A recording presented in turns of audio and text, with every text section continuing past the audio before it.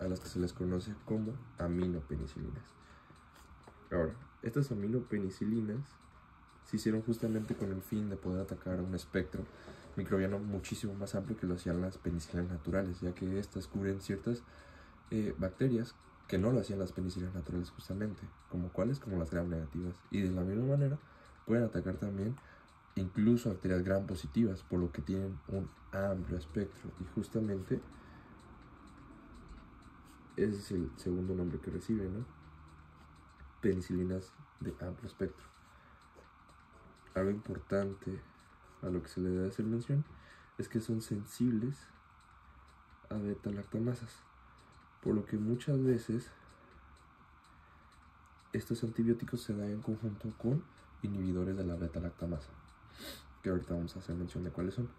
Pero entonces, dos antibióticos muy importantes dentro de este grupo son la amoxicilina y la ampicilina. Amoxicilina va a ser totalmente vía oral, mientras que la ampicilina va a ser vía enteral, ¿ok? La ampicilina también tiene su presentación vía oral, pero es más frecuente encontrarlo en su vía endovenosa, ¿no? Entonces es muy importante hacer la mención de que las dos presentaciones existen, pero es muchísimo más común encontrarla en esta presentación. Entonces, hacer mención nada más de que entran dentro del grupo de lo que son las penicilinas semisintéticas, sabiendo que pues el grupo de las semisintéticas es bastante grande, ¿no? Entonces entran dentro también del estudio de las semisintéticas. Ahora, como ya hicimos hace un momento, estos antibióticos salen en conjunto con los inhibidores de la beta-lactamasa. ¿Cuáles son los inhibidores de la beta-lactamasa? Tenemos una mnemotecnia bastante útil, que es el de taza, ¿no? Algo que a mí me sirve muchísimo para acordarme es que imagínense una taza con un escudo de escuadrón suicida, ¿no? Ahorita vamos a decir por qué. Tenemos entonces el tazobactam, tenemos al ácido clavulónico,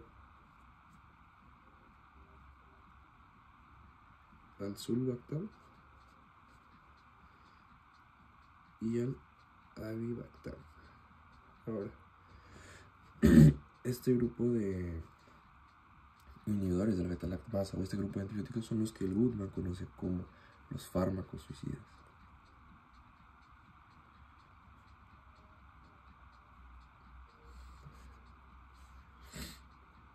¿Por qué?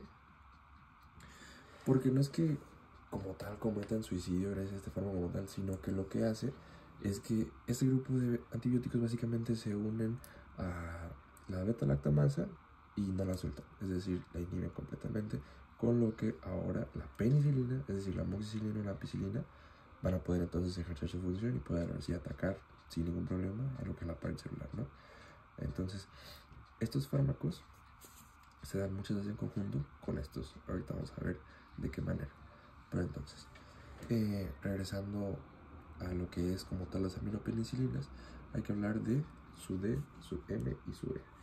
Dentro de lo que es su distribución, podemos decir que es bastante bien en lo que es la mayoría de tejidos y que en menor medida lo hace en lugares con barrera natural, ¿no? Sistema nervioso, próstata, también el globo ocular.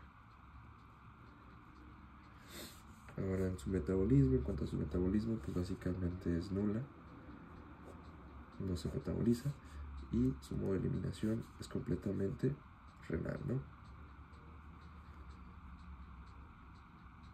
Y se eliminan de esta manera bastante bien, ya que la amoxicilina se elimina hasta un 80% renal, mientras que la ampicilina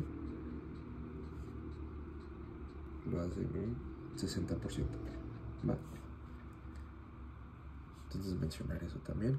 ¿Y por qué? Porque si tenemos este modo de eliminación bastante eficaz, entonces estos antibióticos van a ser justamente muy eficaces. ¿De qué manera? ¿O en qué cuadro clínico? En un IBU, por ejemplo, van a ser muy eficaces. Entonces por eso es importante mencionarlo. Ahora, Si hablamos específicamente de las bacterias o el espectro de bacterias con las cuales puede ser eficaz este tipo de penicilinas, tenemos otra mnemotecnia bastante buena, que es la de HELPS, ¿no? Con doble H y con doble S. HELPS, que hace referencia a Haemophilus influenzae. Tenemos a H. pylori, tenemos a E. coli, tenemos a Listeria, tenemos a Proteus, Mirabilis, tenemos a Salmonella y Shigella también entra dentro de este grupo. Ahora, si nos damos cuenta, todas estas bacterias son gram negativas, lo que dijimos hace un momento, pero Listeria, dentro de este grupo, es la única positiva. Entonces, lo que dijimos hace un momento, el espectro de acción es bastante amplio, o por lo menos más que el Penicillium patulense, por lo que recibe ese otro nombre, ¿va?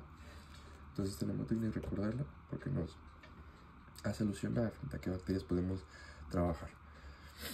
Entonces, ahora sí, hablando un poquito de en qué casos o en qué situaciones se va a usar, sobre todo en la SOR, ¿no?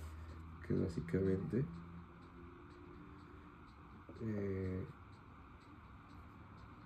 sinusitis, otitis y laringitis, ¿no? Entonces, en una sinusitis vamos a usar muchas veces de primera línea amoxiclav, ¿no? Que es básicamente amoxicilina. En la laringitis también, y en la otitis media también se usa muchísimo, ¿no? Entonces, sinusitis, otitis y laringitis. Ahora, de entrada, sabemos, por lo menos la GPC en México nos dice que el agente etiológico principal de lo que es otitis, en pediátricos por lo menos, es H. influenzae. Y si nos damos cuenta, entra dentro del espectro de acción, mientras que en la sinusitis lo es el Streptococcus pneumoniae, y de hecho Haemophilus influenzae entra dentro, también está en segundo lugar, ¿no? Por lo que es importante recordarlo. Entonces vemos que va a ser bastante eficaz las aminopenicilinas frente a lo que es el grupo de cuadros clínicos dentro de lo que es la OR, ¿no? Ahora, ¿dónde más va a ser muy útil? También, por ejemplo, en una meningitis. ¿La meningitis de quién, básicamente? Este es mi intento de cerebro, ¿no? Bueno, una meningitis, sobre todo por listeria. ¿Y esto en quién va a ocurrir? Sobre todo en inmunodeprimidos. Básicamente los que tengan VIH, que estén en quimio, anémicos, etcétera, etcétera, etcétera, ¿no? Simplemente por dar ejemplos no extremos de la vida, en embarazadas también. Vamos a estar usando lo que son las aminopenicilinas. De hecho, de primera elección se usa muchas veces la ampicilina. También tenemos a la Cibus, como ya dijimos, aunque no va a ser de primera elección, pero sí muchas veces dentro de lo que es el grupo de antibióticos que se usan están las aminopenicilinas, justamente, ¿no? Infecciones del tracto urinario o IBUS, como lo quieran decir ustedes. ¿En dónde nos va a ser muy eficaz? Si hacemos un poquito de memoria, recordaremos que dentro de lo que es el esquema de erradicación contra H. pylori está la amoxicilina, ¿no? Entonces recordemos un poquito la mnemotecnia. OMA, ¿no? Que es básicamente omeprazol. Tenemos metronidazol y amoxicilina. Que si nos damos cuenta, otra vez H. pylori entra otra vez dentro de lo que es el espectro microbiano con el cual podemos trabajar, ¿verdad? En donde más podemos también usar lo que es este grupo de penicilinas en profilaxis, sobre todo. Profilaxis en quienes, en aquellos pacientes que sean candidatos a endocarditis, como quienes, los que tienen sobre todo valvulopatías. Entonces digamos que tenemos un paciente con valvulopatía que va al dentista, ¿no? Visita al dentista por una endodoncia, etcétera, etcétera, etcétera. Hay un muy alto porcentaje o riesgo de que desarrolle endocarditis. Entonces por eso le vamos a dar como profilaxis, se le puede dar aminopenicilinas, ¿va? Entonces esto es muy importante. Reacciones adversas, en los dos es muy frecuente que cuando haya reacciones adversas sea sobre todo por una disbiosis, por Clostridium difficile, y se desarrolle colitis pseudomembranosa, ¿va? Reacciones adversas. Y hablando ya justamente como tal de cómo es que se va a administrar, muchas veces se puede administrar por sí solo lo que es la amoxicilina, pero es más frecuente que se dé en conjunto con ácido clavulánico, y es a dosis de 250 a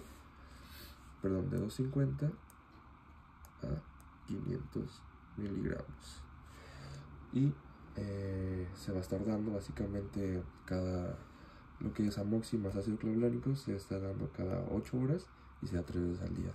Y por su parte lo que es la ampicilina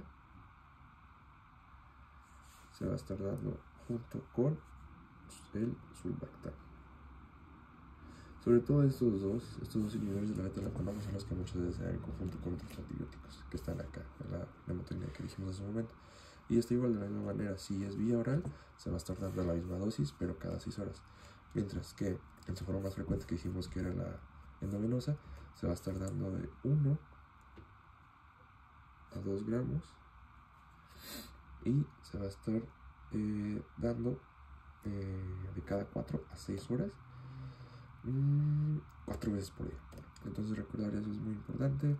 La amoxicilina más el ácido clavulánico, creo que todos lo hemos escuchado, y en su forma de presentación es muy común encontrar las farmacias como Amoxiclav o también como Augmentin, ya encontrarse.